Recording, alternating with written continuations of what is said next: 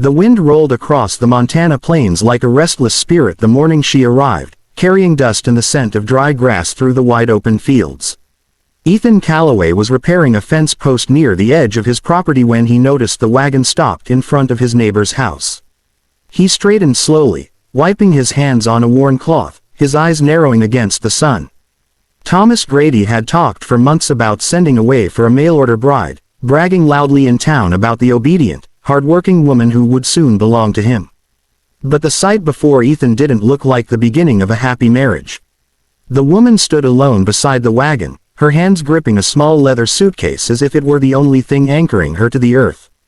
Her dress was simple and travel-worn, her boots dusty from the long journey.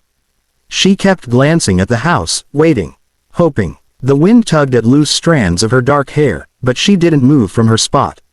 Nearly an hour passed before Thomas finally emerged from his front door. Even from across the field, Ethan could hear the sharp tone in his neighbor's voice. Thomas stopped a few feet from her, looked her up and down, and scowled. "You ain't what I expected," he barked, loud enough for the sound to carry. "I paid good money." The woman's shoulders stiffened, but she didn't argue. She lowered her gaze, fingers tightening around the handle of her suitcase. "I was promised someone younger," Thomas continued, his voice cruel and careless. "Someone fit for ranch work. I don't need extra burden." Ethan's jaw tightened. He had seen men treat horses better than that. When Thomas suddenly grabbed the suitcase from her hands and tossed it into the dirt, something inside Ethan snapped.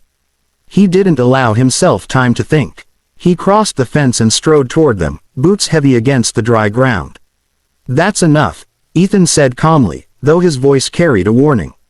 Thomas turned, irritated. "This ain't your concern, Calloway. It is when it's happening in front of me." The woman looked up then, her eyes a stormy gray filled with humiliation and quiet strength. There were tears threatening to fall, but she refused to let them. Thomas threw up his hands. "Fine. You want her. Take her. She's useless to me." The words hung in the air like smoke. Ethan bent down, picked up the fallen suitcase, and brushed off the dust. "Ma'am," he said gently, "what's your name?" "Clara Whitmore," she answered, her voice barely steady. "Well, Miss Whitmore, you don't have to stand here another minute." She hesitated. "I don't wish to cause trouble." "You're not causing trouble," Ethan replied. "You're being treated wrong." Thomas had already turned his back, slamming his door as if sealing the matter. Clara stood frozen, uncertain whether she was stepping from one mistake into another. "My cabin isn't grand," Ethan added quietly. "But it's warm, and you'll be treated with respect." After a long pause, she nodded. The walk across the field felt longer than it was. Ethan could feel her uncertainty, but he kept a steady pace, offering no false promises, only silence and space. His cabin sat modestly against the horizon, smoke curling from its chimney. Inside, the wooden floors were clean though worn, the small table neatly arranged, and a fire crackled softly in the stone hearth. "You can have the bed," Ethan said. "I'll sleep in the chair." Clara looked surprised. "I can sleep on the floor." "You won't." There was no arrogance in his tone, only certainty. That first evening passed in quiet conversation. Clara explained that her family had struggled back east. When she answered the advertisement for marriage, she believed she was securing a future not just for herself, but for those she loved. She had expected hard work. She had not expected rejection before even stepping inside the door. Ethan listened more than he spoke. He admired the way she held herself, dignified despite the humiliation she had endured. The next morning, before Ethan had finished saddling his horse, Clara was already outside, sleeves rolled up, determined to help. She learned quickly, asking thoughtful questions, observing closely. She fed chickens, gathered eggs, and even attempted to mend a torn saddle strap. When she burned the biscuits that evening, she laughed at herself instead of shrinking in shame. Days turned into weeks, and something began to shift inside the cabin. The silence no longer felt heavy. It felt shared. Meals were warmer. Even the fire seemed to burn brighter. Ethan found himself noticing small things. The way Clara hummed softly while sweeping, the way her eyes softened when watching the sunset spill gold across the fields. She didn't complain about the long hours or the rough conditions. She worked as though she belonged there. One evening, As they stood side by side repairing a fence, Clara spoke softly. "You didn't have to take me in." Ethan drove a nail into the wood before answering. "I didn't do it out of charity." She looked at him curiously. "I did it because no one deserves to be thrown aside like that." Her expression shifted, vulnerability flickering across her features. "I've spent most of my life trying not to be a burden." "You're not," he said firmly. Winter approached faster than expected. The nights grew colder, the wind sharper. One stormy evening, as snow pressed against the windows, Clara grew quiet. "Thomas has been telling people you stole me," she said carefully. Ethan's expression hardened. "You're not property. I don't want trouble to follow you because of me." He stepped closer, the firelight casting shadows across his face. "Clara, I chose to bring you here. No one forced me." Her breath caught slightly. "And if you want to leave," he added gently, "I'll hitch the wagon myself. But if you stay, it won't be because you have nowhere else to go." The room fell still. "Why then?" she whispered. "Because I don't want this cabin without you in it." The truth settled between them, warm and undeniable. Clara's eyes filled with tears she no longer tried to hide. "I never imagined kindness could feel like this." Ethan reached for her hand, rough fingers careful around hers. "You were abandoned once," he said quietly. "That won't happen again." Outside, the storm raged across the plains, but inside the small wooden cabin, something stronger than the wind had taken root. It wasn't loud or dramatic. It wasn't born from grand declarations or sudden passion. It grew from shared work, quiet respect, and the simple act of choosing one another day after day. And in the vast loneliness of the Montana wilderness, two hearts that had known rejection and solitude found something neither had dared to expect. They found home. Cowboy hat face winter settled over the Montana plains with a quiet authority, turning the wide golden fields into a vast ocean of white. Snow drifted against the cabin walls, and the wind carried a sharpness that cut through wool and leather alike. Inside the small wooden cabin, the fire burned steadily, its glow casting warm light across the rough-hewn beams. Clara Whitmore stood near the window, watching the snowfall gather in soft layers across the land she had almost never come to know. It had been 3 months since Ethan Calloway brought her across the field from humiliation and rejection into the shelter of his home. In those 3 months, something fragile had taken root between them. It was not spoken often, nor displayed with grand gestures. It lived in shared glances across the dinner table, in the quiet rhythm of working side by side, in the comfort of knowing the other would still be there come morning. Ethan stepped inside, brushing snow from his coat and stomping his boots free of ice. His face was reddened from the cold, but his eyes softened the moment they found Clara. "Storm's getting worse," he said, hanging his hat by the door.